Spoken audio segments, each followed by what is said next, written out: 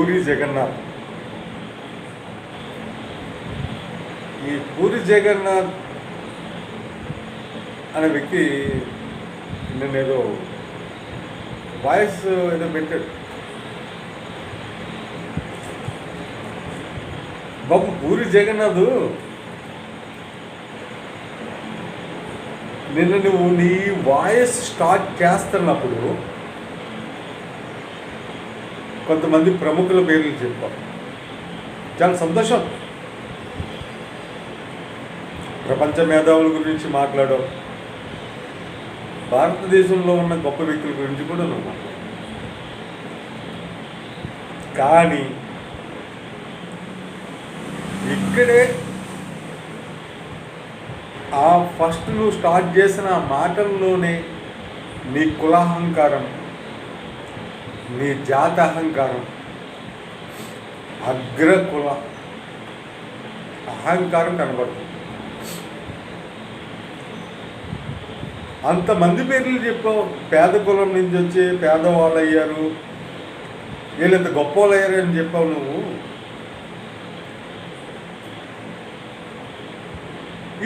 ఈ రోజున ఏప్రిల్ 14వ తారీఖున వరల్డ్ నాలెడ్జ్ డే అనే ఒక దినోత్సవాన్ని నడుపుకుంటున్నారన్న విషయాన్ని నీకు గుర్తుందా లేదా? ఒక ప్రపంచ మేధావిగా ఒక వ్యక్తిని గుర్తించి ఆ వ్యక్తి యొక్క పుట్టినరోజున ప్రపంచ విజ్ఞాన దినోత్సవం అని చెప్పేసి ఈవేళ ప్రపంచ దేశాలన్నీ కూడా చేస్తూ ఉన్నారు కదా. పూరి జగన్నాథ్ ఆయన నీ కంటి కనపడలేదా? అక్కడ కనపడుతుంది కదా నీ జాతి అహంకారము, నీ కులాహంకారం. ఒక పేద కుటుంబంలో పుట్టి చదువుకోవడానికి అవకాశం లేని రోజుల్లో ఈ ప్రపంచాన్ని చదివి ఈరోజు ప్రపంచ మేధావిగా కీర్తించబడుతూ నువ్వు ఏ దేశంలో అయితే పుట్టావో ఆ దేశానికి రాజ్యాంగం రాసి ఈవేళ ప్రపంచ ప్రజలందరి చేత, ప్రపంచ దేశాల అధినేతలందరి చేత ప్రపంచ మేధావిగా కీర్తిస్తున్న బాబాసాహెబ్ అంబేద్కర్ నీ కంటికి కనబడలేదా? ఏం రానిది? నీ నాలెడ్జ్ ఎంతవరకు రా? నువ్వు భారతదేశానికి రాజ్యాంగం రాసిన వ్యక్తి, ఆసియా ఖండంలో మొట్టమొదటిగా విదేశాలలో PhD పొందిన వ్యక్తి, ఒక పేద కుటుంబం నుంచి వచ్చి ఈ రోజున ప్రపంచ మేధావిగా ఆయన పుట్టినరోజున ప్రపంచ దేశాలు గుర్తించుకుంటున్నాయంటే బాబాసాహెబ్ అంబేద్కర్ నీ కంటికి కనబడలేదురా? ఏంద్ర నీ కులాహంకారం? ఇక్కడ నీ కులాహంకారం కనబడతలేదా?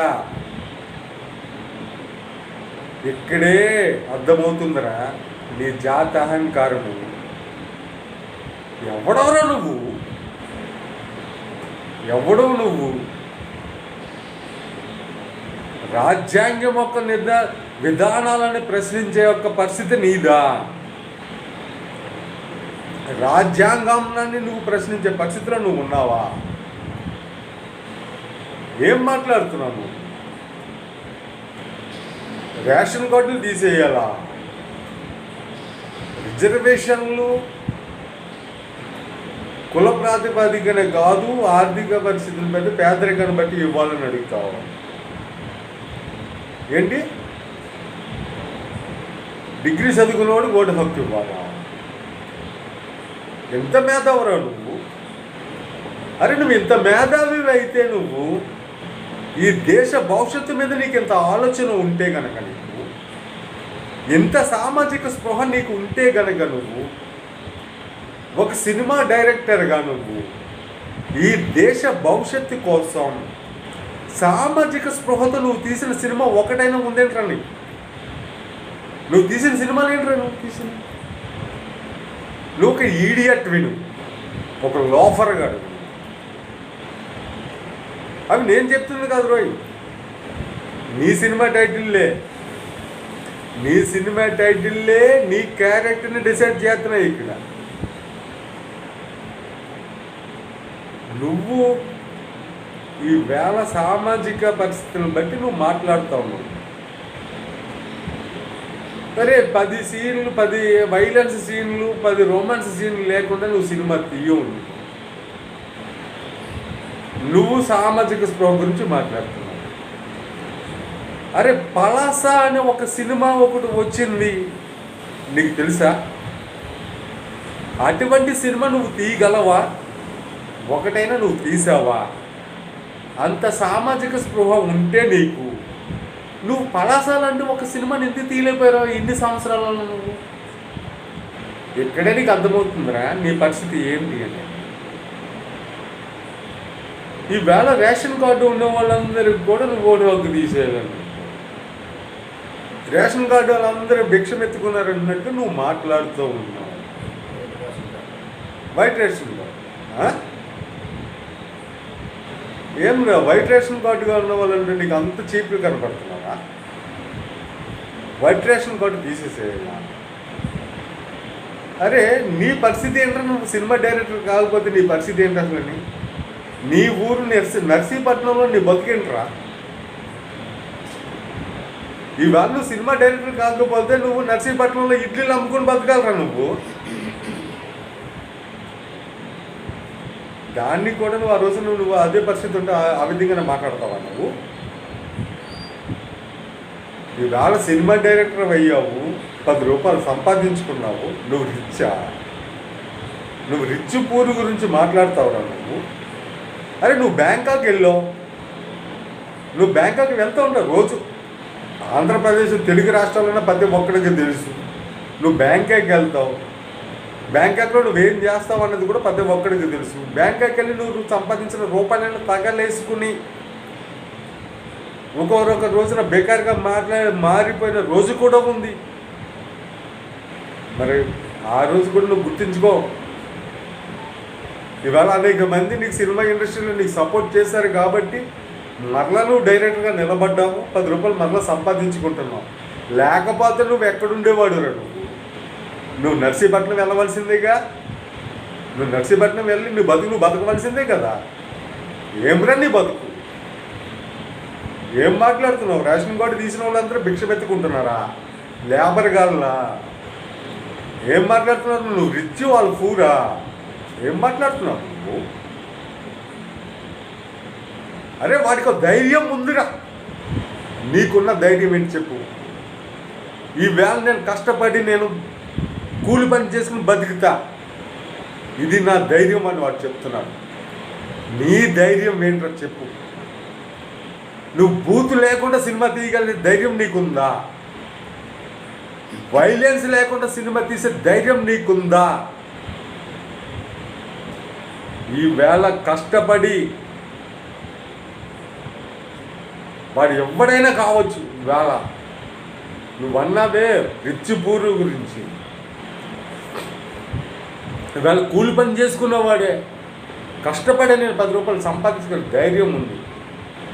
నువ్వు బూతి సినిమాలు తీయకుండా నేను బతకగలననే ధైర్యం నీకుందా అని నేను అడుగుతున్నా. నీకు దమ్ముంటే నువ్వు రిజర్వేషన్ల గురించి, రాజ్యాంగం గురించి, ఓటు హక్కు గురించి, ఇటు నాయకుల భవిష్యత్తు గురించి మాట్లాడతారా నువ్వు? ఏమరా డిగ్రీ హోల్డర్కి ఓటు హక్కు ఇవ్వమని అంటావు, నువ్వు బాగానే ఉంది. తాగుబోతులకి వద్దు ఓటు హక్కు అంటావు, ఓటు రేషన్ కార్డు ఉన్నవాడు లేబర్ గారికి ఓటు హక్కు అది అంటావు. అరే ఈ దేశంలో ఉన్న నాయకులు ఎంతమంది డిగ్రీ హోల్డర్లు ఉన్నారా? ఈ దేశంలో ఉన్న నాయకులు ఎంతమంది డిగ్రీ హోల్డర్లు ఉన్నారు? ప్రతి ఒక్కడు నిశానిగాడే. ఈరోజు నీ తమ్ముడు నర్సీపట్నానికి ఎమ్మెల్యేగా ఉన్నాడు. ఎవడు ఓటేస్తే ఎమ్మెల్యే అయ్యాడురా? ఎవడు ఓటేస్తే ఎమ్మెల్యే అయ్యాడు? ఇదే పూర్ పీపుల్. నువ్వెవడైతే నువ్వు అవమానించావో, ration card white ration card అని అన్నావో చూసావా, వాళ్ళు ఓటేస్తేనే నీ తమ్ముడు ఈవేళ ఎమ్మెల్యేగా ఉన్నాడు అక్కడ. వాళ్ళందరూ నీ తమ్ముడిని చూసి నీ ముఖం చూసి ఓటేయలేదు, ఒక నాయకుని చూసి ఓటేశారు అతని మీద నమ్మకంతో. అటువంటి వాళ్ళకి ఓట్లు తీసేయమంటావా? అరే నీకంటే రాజ్యాంగం రాసినప్పుడు నీకంటే గొప్పలు లేరని అనుకున్నావా నువ్వు? రాజ్యాంగం రాసినప్పుడు స్వతంత్ర పోరాటంలో నీకంటే గొప్పలు లేరని అనుకుంటున్నావా నువ్వు? ఇటువంటి ఆలోచన రాలేదని అనుకున్నావా నువ్వు? అరే నీకంటే గొప్ప గొప్ప నీకంటే బాబులు అయిపోయారు అక్కడ ఆ వేళ. నీళ్ళగా మాట్లాడారు ఆ రోజున కూడా. ఇన్కమ్ ట్యాక్స్ కట్టేవాడికి ఓటు హక్కు ఉండాలి, ఆర్థికంగా బలమైనడికి ఓటు హక్కు ఉండాలి, ఆధిపత్య కులం వాడికి ఓటు హక్కు ఉండాలి. ఇటువంటి మాట్లాడిన ప్రతి ఒక్కరు చాలామంది అయిపోయారు రోయ్. నువ్వు మాత్రం నువ్వేం పెద్ద గొప్ప మేధావేమో అనుకోమాక. నువ్వెక్కడి నుంచి వచ్చావు? గురువు తగ్గ శిష్యుడివి నువ్వు. నీ గురువు ఏమో రొమాన్స్ లేనిది, కామం లేనిది వాడి సినిమాలు తీయడు. అశిశరికమే కదా నీది కూడా. మీలాంటి వాళ్ళందరూ సమాజ ఉద్ధరణ కోసం మీరు మాకు ఉపన్యాసాలు ఇస్తూ ఉంటారు. మీరు వైట్ రేషన్ కార్డు వాళ్ళకి ఓటు తీసేయాలా? వాళ్ళు తాగుబోతులా? వాళ్ళకి రెస్పెక్ట్ లేదా? వాడి కష్టపడి పని చేస్తున్నారు, అది వాళ్ళ ఆత్మగౌరవం. వాళ్ళు 10 రూపాయలు సంపాదిస్తున్నారు, 100 రూపాయలు సంపాదిస్తున్నారు, అది వాళ్ళ ఆత్మగౌరవం. నువ్వేం చేస్తున్నావు? ఆడవాళ్ళని అడ్డు పెట్టుకుని సినిమాల్లో నువ్వు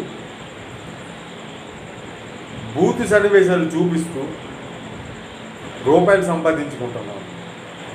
ఎవరిదా ఆత్మగౌరవం? నీదా వాళ్ళదా? వాళ్ళ ఓటు హక్కు తీసేయాలా? డిగ్రీ చదివిన వాళ్ళకి ఓటు హక్కు ఇవ్వండి అని అంటున్నావు, బాగానే ఉంది. ఈవేళ ఎమ్మెల్యేలుగా ఎంపీలుగా ఉన్న వాళ్ళు ఎంతమంది డిగ్రీ హోల్డర్లు ఉన్నారు? ఈవేళ ఎమ్మెల్యేలుగా ఎంపీలుగా ఉన్న వాళ్ళు ఎంతమంది డిగ్రీ హోల్డర్లు ఉన్నారు? ఆ మాటల్లో బాగానే ఉంది. ఎవరు డిగ్రీ హోల్డర్కి ఓటు హక్కు ఇవ్వమన్నారు. మరి డిగ్రీ హోల్డర్ చదివినోడికి నువ్వు నాయకుడిగా, ఎమ్మెల్యేలుగా, ఎంపీలుగా, ప్రజాప్రతినిధులుగా నిలబడే హక్కు కూడా ఉండాలని నువ్వు ఎందుకు డిమాండ్ చేయలేదురా నువ్వు?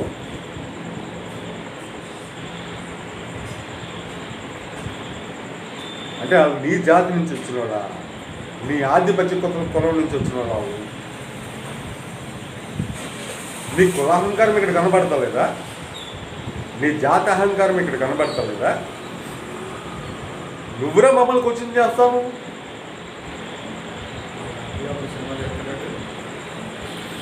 ఒక్క సామాజిక స్పృహ ఉన్న ఒక్క సినిమా తీయగలిగావురా నువ్వు? నీ సినిమాల హీరోలందరూ కామందులే కదా. నీ సినిమా టైటిల్ అన్నీ కూడా బ్యావర్స్ టైటిల్లే కదా. నువ్వు సామాజిక స్పృహ. జాగ్రత్తగా మాట్లాడు. రిజర్వేషన్ల గురించి నువ్వు మాట్లాడావా తాట తీస్తాం. ఏమనుకుంటున్నావు నువ్వు? రిజర్వేషన్ల గురించి మాట్లాడే హక్కు నీకు లేదు. పూరి జగన్నాథ్ రిజర్వేషన్ల గురించి కానీ నాయకత్వం గురించి ఏంటి ఓటు హక్కు గురించి కానీ మాట్లాడే హక్కు నీకు లేదు. వాళ్ళందరూ నీలాగా వ్యభిచారం చేసి బతుకుతున్నారు అనుకుంటున్నావా? లేకపోతే వైట్ కార్డు, రేషన్ కార్డులను తీసిపడేమని చెప్తున్నావు? వాళ్ళందరూ నీలాగా వ్యభిచారం చేసుకుని బతకడంలా రోజంతా కష్టపడి వచ్చిన రూపాయితోటే గౌరవంగా బతుకుతున్నారు. అటువంటి వాళ్ళని అవమానించే విధంగా మాట్లాడమాక. నువ్వు ఏదో అనుకుంటున్నావేమో. సమాధానం చెప్తా. భవిష్యత్తులో నువ్వు ఖచ్చితంగా నువ్వు క్షమాపణ చెప్పాలి. నువ్వు మాట్లాడిన మాటలు నువ్వు తెలిసి మాట్లాడవో తెలియక మాట్లాడవో నువ్వు క్షమాపణ చెప్పాలి. నువ్వు క్షమాపణ చెప్పకపోతే భవిష్యత్తులో నీ సినిమాలను ఏ విధంగా రిలీజ్ అవుతాయో మేము చూస్తాం. ఖచ్చితంగా నీ సినిమాలు ఏ విధంగా రిలీజ్ అవుతాయో ఆ రోజున చూస్తూ ఉండు. నువ్వు మేధావిగా మాట్లాడమాక. నువ్వు మేధావి కాదు, నువ్వు ఒక ఈడియట్వి, కులాహంకారంతో ఒక ఈడియట్వి. జాగ్రత్త. రాజ్యాంగం జోలికి రామాక, రిజర్వేషన్ జోలికి రామాకు, మమ్మల్ని కెలకొద్దు. కెలిగితే ఎలాగ ఉంటుందో నీకు భవిష్యత్తులో చూపిస్తూ ఉంటాం. ఖబర్దార్ పూరి జగన్నాథ్.